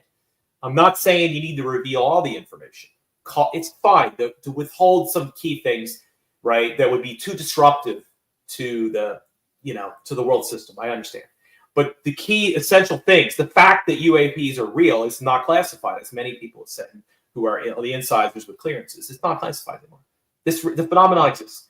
So unleash the scientists, unleash the creative people, unleash the startups, and let's go investigate this and figure out what the hell is going on before somebody starts hitting buttons accidentally, or before the phenomenon flies over and then starts dropping shit. Because of course, I think I think they have a much better understanding of what this stuff is. Yeah, I disagree. Explain. Here's why I disagree. The problem is this: they have not been able to scale up Manhattan Project 2.0 because it's so secretive. Every individual read in, is a security list that could go and help catastrophic disclosure and leak the information. So by the way, Dr. Davis has said on video, live. We have the videos. It's on YouTube. They can't figure it out because they can't get the people. The programs are too constrained. Grush has said it as well. They cannot recruit the people. There's too much secrecy. There's more money for secrecy and suppression than there is actual scientific research. We have to fix this. It is time. Great Reset is really here. We have to reset this before the system collapses. In my opinion, the American system is potentially going terminal long term. It will collapse like the Soviet Union did. And, maybe call me a collapsologist, but I'm a student of Soviet history and I see a lot of parallels here. We need to fix this. We need to get rid of this cover up and be more open, more transparency in a measured, reasonable way. I'm firmly a believer in this. So, and this is a key American thing. We can lead this effort. If we don't do this, China and or Russia combined together, they know. These powers have their own materials. They've written about this and talked about this. Dr. Davis and others have mentioned this, that they have their own stuff too. They could be interacting with the phenomenon as well, right? They could have, like Grush said, we potentially have made deals. We've discussed things. Well, those aren't the only. Claim. That's the claim. Those two countries aren't the only two countries that have stuff. Of course. Yeah, of course. But I bring those two big ones up, right? Eventually the phenomenon, here's the deal. There's a phrase called exopolitics. That's just a phrase. I don't know if it's really extraterrestrial or not. It's a phenomenon. The phenomenon can cherry pick. There's a whole theory behind, a whole hypothesis behind it called balance of dependence, which was AI and I came up with. And really fast, because we're running out of time, the balance of dependence is this. The phenomena can cherry pick. I'm going to crash over white sands over here. Oh, no, I'm going to crash over a Chinese testing field over here. Or maybe I will just make some agreements like, hey, China, how you doing? Come here, you want to get Taiwan, right? Here's this grease the wheels. Here's the radar technology, right? Not too destabilizing, but just give you a 5-year advantage, 10-year advantage, right? It can pick and choose who it wants to play. Now, the deal is we're sitting back here trying to keep it all secret, thinking it gives us some big advantage. We didn't win the Cold War because we kept the secrets the best. I think I'm quoting Mellon here. I think he said, or maybe it was Elizondo, right? We didn't win the war because we were the best at keeping secrets. We suck at keeping secrets, actually. They leak constantly, right? I mean, it's an endless leak. The reality is we out-innovated them, right? We outproduced them. We had better economies. We out-startuped them, right? We were smarter than them. We're not being smart about this UAP cover-up. This is not good. No. We need to unleash our industry with these materials. We need to give our best scientists the metamaterials, whatever we got, the data, the classified data sets, by the way, that are mostly open source data sets that they did not get permission to use from, the owners of these data sets, by the way. They need to just knock it off. There's nothing classified about some UFO sighting. The phenomenon exists and it's not classified. Like, by the way, it's also FAA approved. You see that there's contradictions in the narratives we can exploit. I support FAA approvals, personally. The reason why is because finally, the establishment, the elites have said, yes, it exists. They are FAA approved. They're approved. Question, they're allowed to access. They're allowed to access U.S. airspace anytime they choose. Yeah, it's approved now. Okay, now this is insane because we know the FAA is saying, hold on, wait a second. We don't know what you're talking about. So, that's fine. But I think because we have FAA approval now, the elites, the party has said that stamp approval from the president of the United States has approved that we can study it. I mean, they are unidentified yet FAA approved flying devices in our airspaces, right? I feel that we should be able to research them all we want. So we are, right? I mean, listen. We got 20 minutes left. No, so no. We got 30 minutes. It ends. All right. Well, but listen, here's what we need to do. Here's what we are doing, and it's a completely decentralized effort. People work on it when they have time, and they toss the data over the wall. The deal is this: it's not hard at all for grandma to sit with a computer and a laptop and scrub training data and clean up OCR errors. Okay, anybody can do this work and contribute to it. So what we got a bunch of people out there. Sometimes I have proxy researchers. I expect to charge high fees. I want some insane amount of money per hour to do a press scan or correct some data or OCR problems, whatever, scan them. They don't charge me hardly anything because they know they're being lied to. They're like, we support this effort. Well, here's just a token. They just want to see a check. They boost their morale. I'm getting paid to do this. They're not gouging. What I'm trying to say is, we know we're being lied to. Okay, we know. So we've got tons of people helping. We've got 2 million documents now. Here's the plan. I'm constructing because I'm a software professional anyway. I do this for a living. I'm a GPU guy. I've been doing GPU stuff for the last 25 years. I've been doing GPUs I've been doing rendering before there was GPUs. I made software renderers commercially and shipped them. So I know this stuff really well. I'm constructing 2 what we're calling inference nodes with the state-of-the-art consumer class high-end $4,000 GPUs. I'm constructing 2 inference nodes. One is a dual Xeon, 128 gigabytes. The other is a Threadripper 16-core, 64 gigabytes. The CPUs don't matter that much, though. They're going to have fast M2 SSDs. If you're an enthusiast, a PC gamer, you'd be like, yeah, you'll know exactly what I'm talking about. We're getting 2 5090s in there with 1,200 watt power supplies at each. We're going to hook them up with at least 10 gigabit, maybe 25 gig, I'm not sure, local internet. I'm going to have UPSs on both. We're going to have 2 dedicated 20 amp circuits on both. I'm going to have an air conditioner running nonstop. The plan is we are going to take all this stuff's open source now. I'm just getting into this field and learning about it. I have experts helping me, and I also have AI helping me. And I can figure it out. It's all open source. So we're going to take somebody's AI that's already been trained, cost a fortune to do. And we're going to do what they call fine tuning. We're going to take all this training data we got, take our cleanest data, which we're going to start with the books first.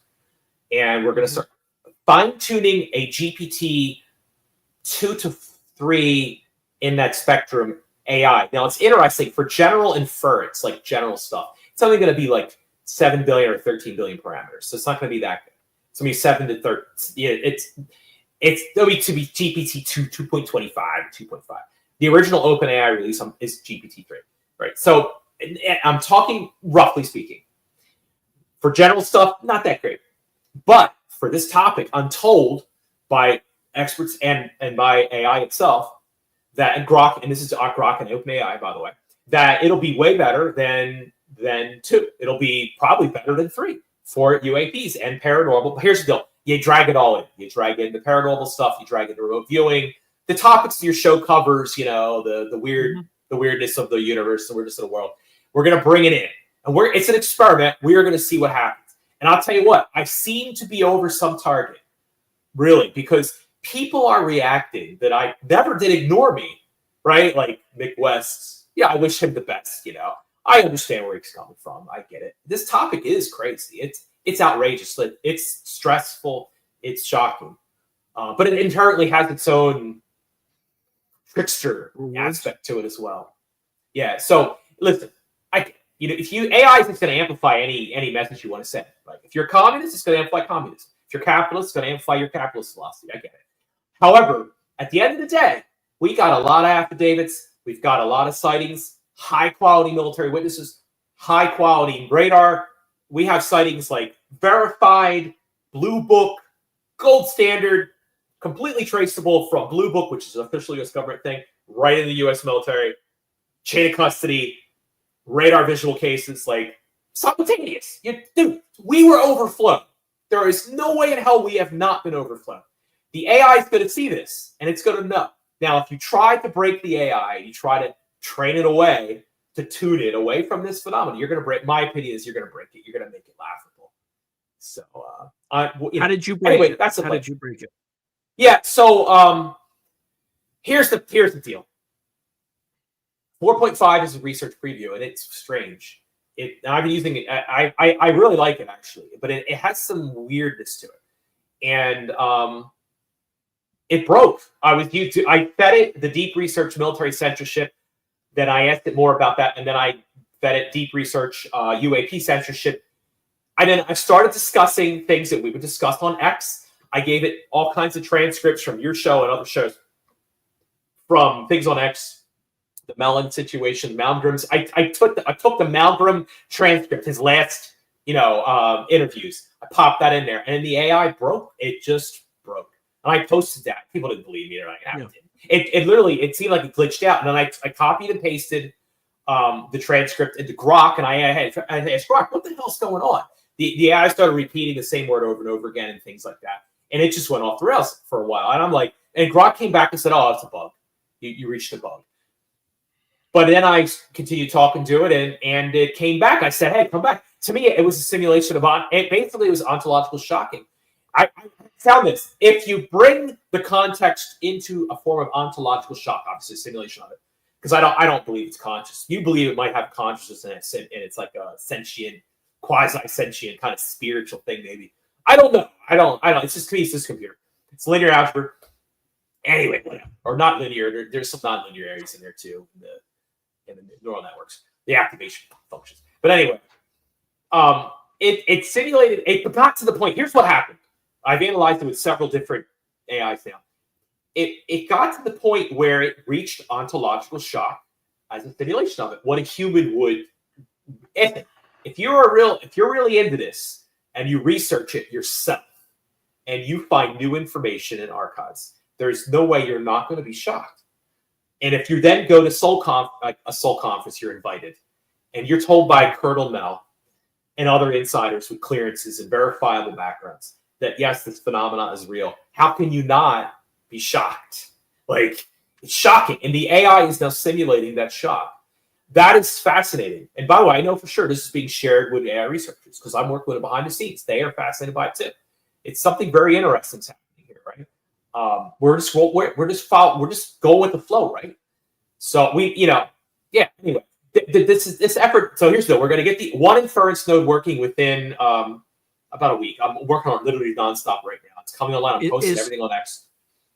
Is that setup that you have? Is there like an air gap, or is it connected to the internet? Calm down. It's when I start the inference itself, it's going to be totally local, and there will be no necessary or any interaction. I'm going to disconnect it from the internet when I start the inference, because it's going to go for literally weeks.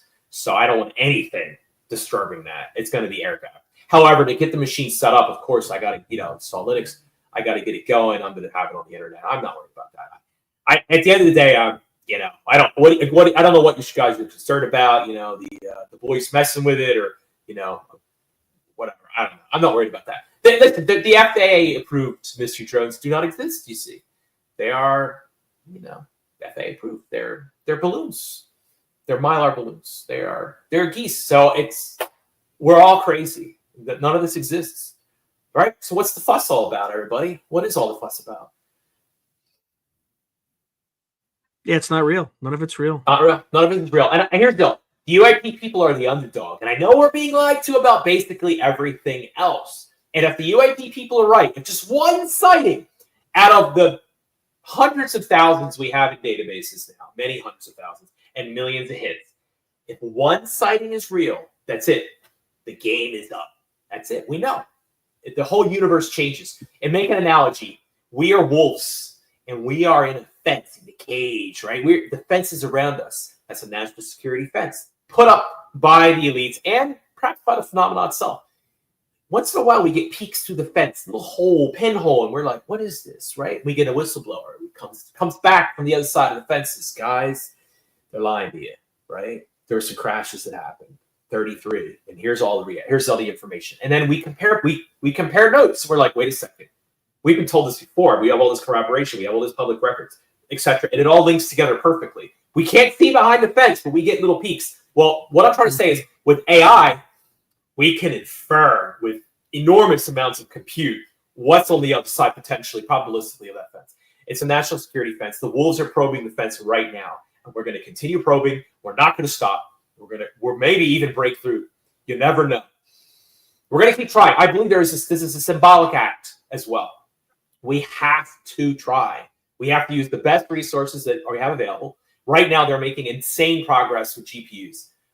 $4,000, $8,000 of GPUs is equivalent, roughly speaking, to approximately $100,000 of hardware about 4 or 5 years ago, approximately. That's insane. And by the way, 3 years from now, these 4,000 GPUs are going to be worth maybe $500. If that. That's how fast the progress is. In 5 to 10 years, individuals at home will be able to run these inference tasks, on their laptops, potentially, at least their desktops. You're going to be able to do it yourself. We're just a little ahead of the curve here. So my prediction, I'm going to make a prediction now on the show, is that the gatekeepers, this is what we call them, nice neutral term, the gatekeepers are going to see what we're doing.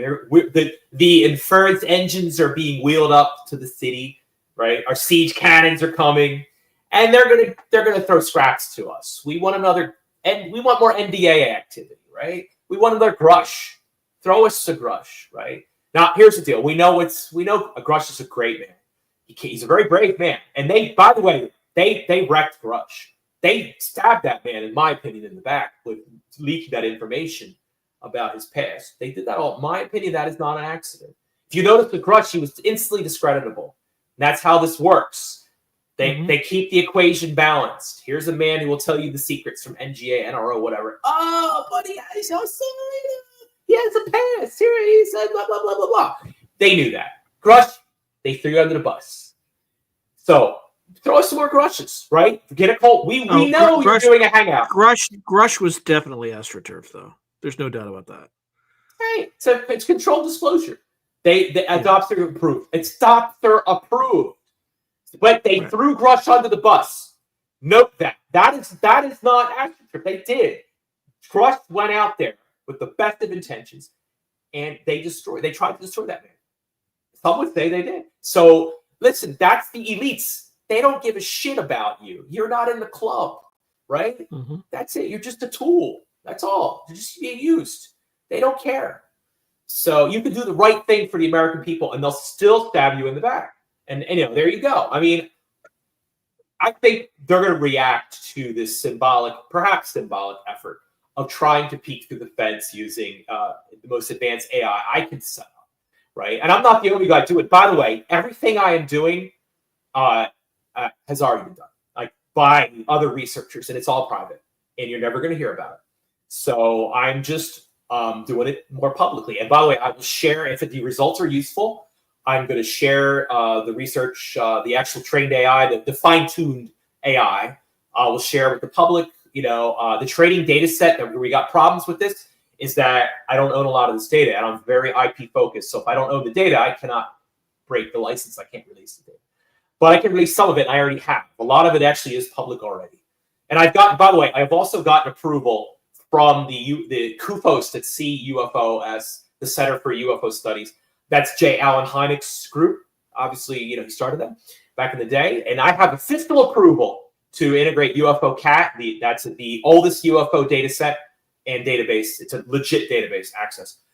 I have official approval from them by those people, those researchers, oldest ones, to integrate that into my training data set and also release it to the public as well on my GitHub repo. By the way, Dr. Vali does not have official approval. They wanted the public to know that Vali and the classified clearance guys do not have permission from them to use their IP. They wanted them to know that. So you can talk about the power all you want. Thank you, Overlander, for becoming a YouTube member. I have to say that. Yeah, you got to click, guys and girls, and they whatever. You got to click. You got to click and subscribe. You got to do it. This is a hard business out here, man. He needs every subscription. He needs every follower. The algorithm pitches him constantly. And recently, the algorithm is kicking him in the net, places that should not be kicked. Yeah, it's really squeezing Sean over here. And he's not the only one, by the way. Should we answer questions, Sean? Because we're getting near the end, Yeah. We got about 15 minutes. So, All right, that's not a question. All right, so if folks have some questions, my first one for you is, what does AI think the probability that there was a massive cover-up was? If you do the Roswell Turing test with deep research, Yeah. it leads towards that. I'm not going to put a number, but I would say 70, 80% with that particular test. However, if you show it more data, more affidavits, more statements by Brush, by people under oath, Elizondo, and I could go on and on and on here, all right? It's very high. There is a cover up there lying to us. I feel like you don't have to. Here's the deal. You can believe firmly and be confident that we're being lied to, because we're being lied to about everything else. Why wouldn't they lie about this too? Do you actually believe they're telling you the truth about this? No, they're going to keep lying about everything. Everything is a lie, basically. Anymore. Yeah, they don't even need to lie about this. They lie about everything else. Yeah, so it's like, so why would they all of a sudden? You're going to believe them that? Yeah, about the UAP situation, the history of it, and what's going on in Jersey and Lake and Heath. Roswell case closed. Closed. Roswell case closed. No, they have destroyed their credibility. They have ran their own credibility into the mud, into the ground, and it's hurting their recruiting. We know this. Grush said so. It's hurting their recruiting, and it will continue to hurt your recruiting until you start fixing your credibility. You can start by passing the NDAA and telling the freaking truth as best as you can, because the existence of the phenomenon itself is not classified. That's true, but why can't they just show us a body or a craft? Like, how do you know they have it? How do you know they have it? You don't know that. You don't know that. There's a lot of videos. There's a lot of photos that have leaked over decades, since the 50s. How do you know? If you listen, there are many articles and books written by reputable historians, whatever, like Dawn. Military people have been brought into sessions where they're shown autopsies and stuff. This is well known. Here's a question for you. Here's a question. How can they say something they don't know what it is? Is FAA approved? What's coming in 2027? Thank you. Yeah, the FAA approval thing is genius. First of all, I like it because we finally have an official stamp of approval. Trump gave us that. Thank you. But we know the FAA has no idea what the hell's going on. It's not FAA approved. You don't FAA approve your own your own sensitive sites, your own airbase. Wright-Patterson Air Force Base was shut down. Lake and Heath was overflowed. Japan, there's an airbase in Japan. It was our own airbase and overflowed. Nah. You don't overflow your own rear areas. There is nothing to be gained here. There's no nuclear assets being sniffed for in multiple continents. We know it's over multiple. It's not just Jersey. By the way, you can trace the mystery drones back on the West Coast, not the West Coast, on the central part of the United States for years, right? We know there's other air bases that have been overflown, right? So Langley, for example, Chris Mellon, the man who shall not be spoken of, who's been purged from history, has mentioned Langley many times, right? It's Langley. So, I know he's a non-person now, but I think he's telling the truth, because we got there's like FOIAs on the warzone.com talking about it. And what's coming in 2027? Now, here's the interesting thing. If there is a theory, I don't have a lot of time to talk about it, but there's a hypothesis called Pax Extraterrestre that AI's come up with, right? And in that theory, or that hypothesis, this is for 2027, right? Yeah, this is 2027. The old gods are coming back to manage the plantation. That's a possibility. And they have planted rumors, the anxiety spiking us. They're coming back. Now, here's the reality. We don't control our airspaces. And as Elizondo says, we're not the top dog in the apex chain. We're not the top dog here. So are the old gods coming back to anxiety spike us? Is another 47 wave coming? There's another, there's an author who comes on your show once in a while, Preston Dennett. Okay. Mm-hmm. He said, he's a smart guy. He has great books. He has many cases in there, a great researcher. He says it's about time the phenomenon shows itself again. It hides, but it comes back and spikes us. It's always manipulating us in the backgrounds and the shadows. It'll spike us and fly overhead, and then Thomas Edison himself gets inspired to think about airplanes back in the old days in the 1890s, right? 96, 97 wave. Or it flies overhead of DC, the anxiety spike the DC folks. Or it flies over an airbase. Or it flies over a nuke plant. Or it turns on the nukes in Soviet Union, right? It screws with our nukes. Or it flies over Jersey, just as the MIRVs start flying in the Ukraine war, right? It's it's the control system hypothesis. I think there's something to it, at least. It's both inspiring us. That's the weird thing about it.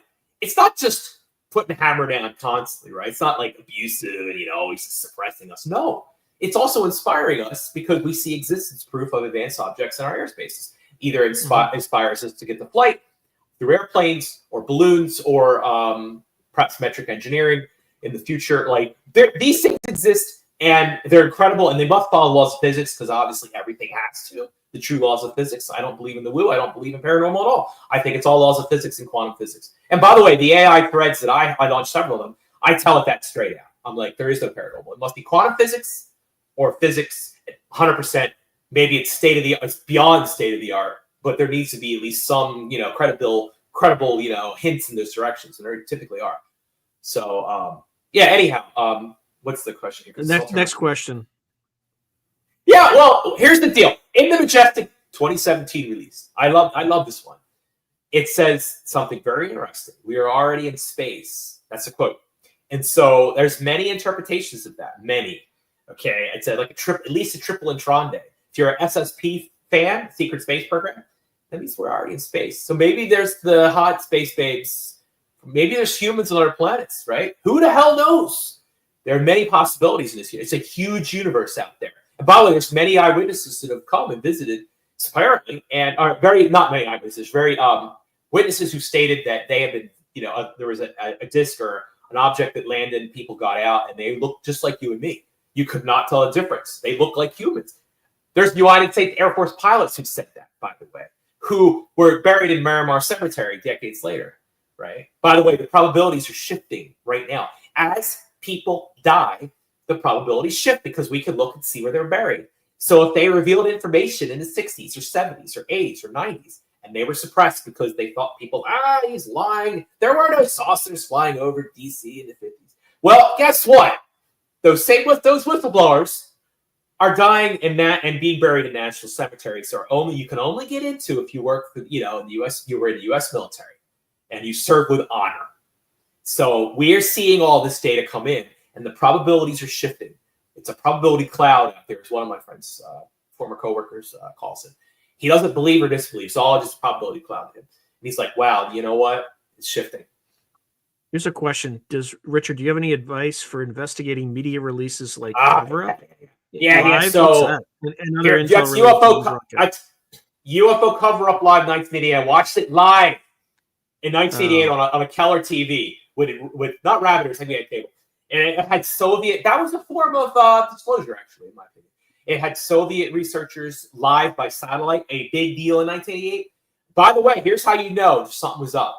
The man named George Knapp calls John, I think it's John Lear, the CIA pilot guy, the king of conspiracy theories, right? But John Lear, there are quotes before UFO cover-up live aired or was made.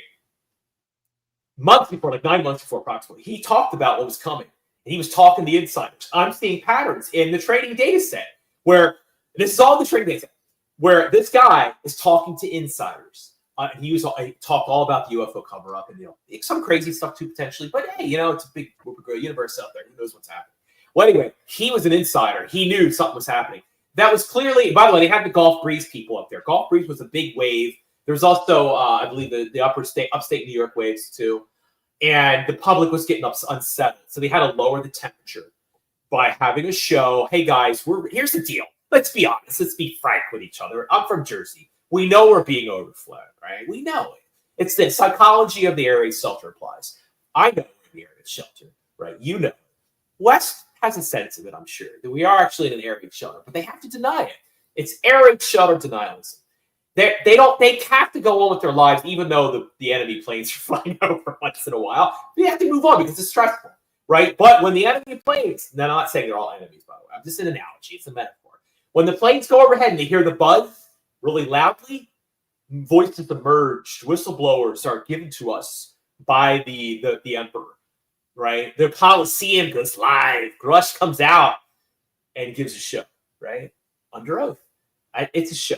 They have to do it. They have to lower the temperature. And it makes sense from MJ, if there is an MJ-12, and Dr. Davis said a few weeks ago, really like a month and a half ago on Soul Conference Q&A, that there is an MJ-12.